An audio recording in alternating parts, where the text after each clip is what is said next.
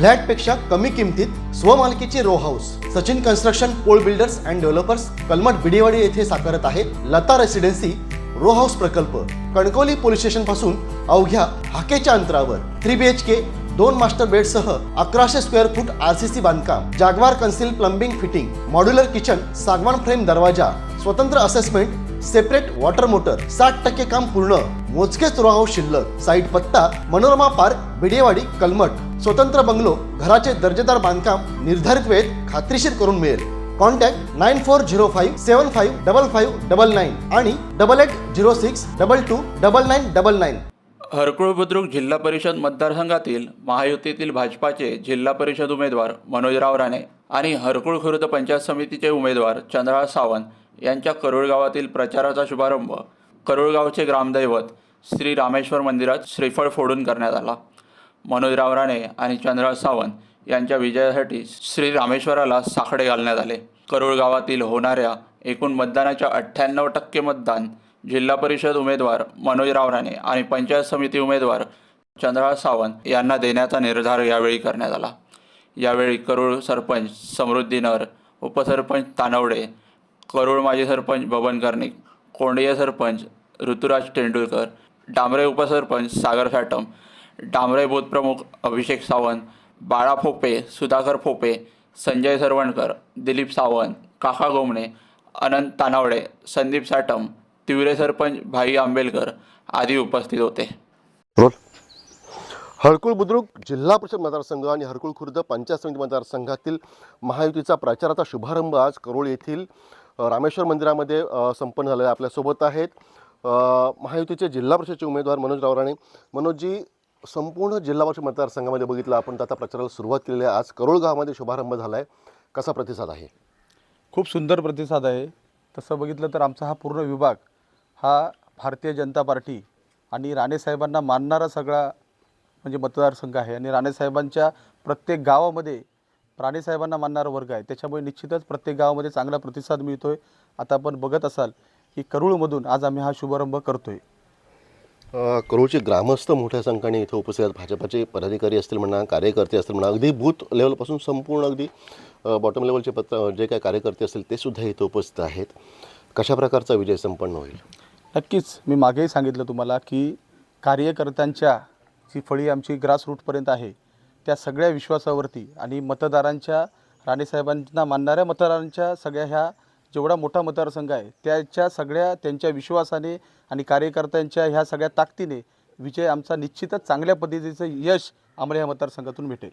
हरकुळ खुर्द पंचायत समिती मतदारसंघाचे चंद्रहास उर्फ बबलू सावंत आपल्यासोबत। बबलूजी, पंचायत समितीचे उमेदवार आणि जवळपास विजय हा निश्चितच ठरलेला, औपचारिकता जी काय आहे ती फक्त शिल्लक आहे, काय भावना आहेत?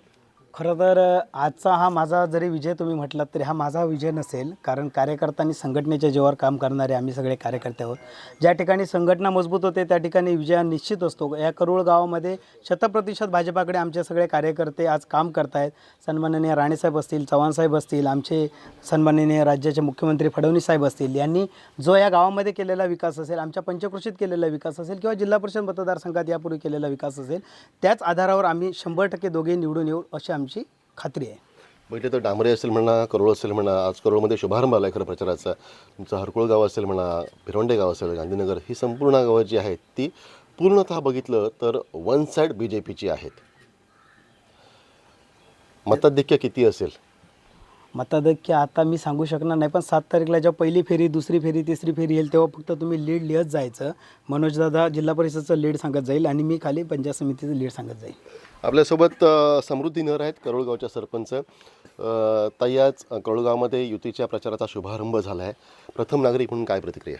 प्रथम नागरिक म्हणून मी आज आमच्या करूमध्ये माझ्या जे भाजप पदाधिकारी आहेत हरकुळ बुद्रुक व हरकुळ खुर्द या गावचे आमचे दोन्ही उमेदवार आहेत, जिल्हा परिषदचे आणि पंचायत समितीचे। त्यांना मला अतिशय आनंद होतो की ते नक्कीच आमच्या करोळ गावामध्ये त्यांनी स्थापन झाले आहेत। त्याबद्दल मी त्यांचं मनपूर्वक अभिनंदन करतात आणि माझ्या गावामध्ये ते आज प्रचार करण्यासाठी आले आहेत, त्याच्याबद्दल मी आधी पूर्ण त्यांचं अभिनंदन करते आणि माझ्या गावामध्ये 500 तरी मतदान होईल हे मी त्यांना ठामपणे सांगते। मोठा आकडाच खरं म्हणजे ताईंनी ते सांगितलं आहे। जेव्हा तुम्ही आकडा सांगताय मतदानाचा त्यावेळी तुमच्या अपेक्षा पण असतील प्रथम नागरिक म्हणून काही वा विकासात्मक कामं किंवा काही, काय सांगाल?